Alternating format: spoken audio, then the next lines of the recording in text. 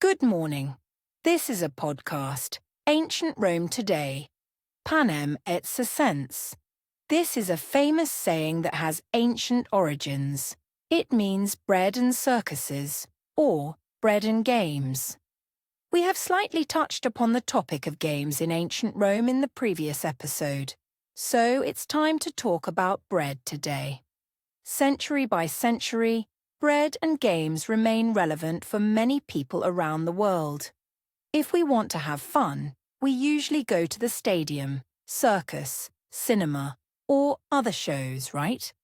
As we know, the main attractions for ancient people were gladiator fights and animal hunts in amphitheatres.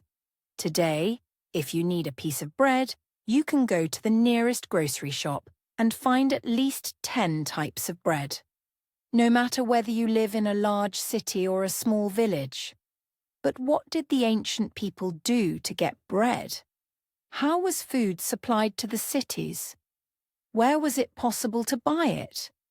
Was there any shortage of food products? To answer all these questions, let's travel back in time. Since Rome had been continuously developing, more and more people arrived there. Before the First Punic War, in 270 BC, around 187,000 people resided in this city. During the reign of Augustus, the population comprised around 1 million inhabitants. During the maximum expansion of Rome, in the 2nd century AD, there were more than 1,800,000 residents. From the history lessons, let's recall that around 90% of the population was involved in agriculture. Starting from the monarchic period, in the 8th century BC, agriculture was mainly the craft of peasants. Later, even noble citizens went to the fields to cultivate lands. It was prestigious rather than shameful. They grew lentils, beans, wheat, cereals, barley, and even fruit trees. However, wheat always remained the principal crop since bread was the main product for every family. However, there was a significant problem. The wheat grown in Italy was not enough to satisfy Rome's demand. For this reason, Romans had to import it from the provinces conquered during the Republican and imperial times. The problem of wheat supply to the city of Rome was always one of the central issues of politics. At the time of its splendor, Rome imported 35 million kilograms of wheat, a stratospheric amount for that time.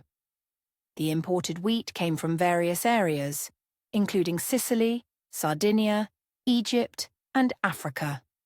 However, Egypt was a leading supplier. The wheat arrived in the ports of Ostia on large cargo ships. Then, it was put into smaller boats that sailed up the Tiber River towards Rome. That wheat was then processed and used for bread baking. It was the responsibility of professional bakers to make bread for people. The process was the same as it is today. They mixed flour with water and yeast, and then baked bread in traditional ovens. If you want to learn more about supermarkets, goods exchange, and other aspects of the daily lives of Romans, please write a comment. Thank you for your attention.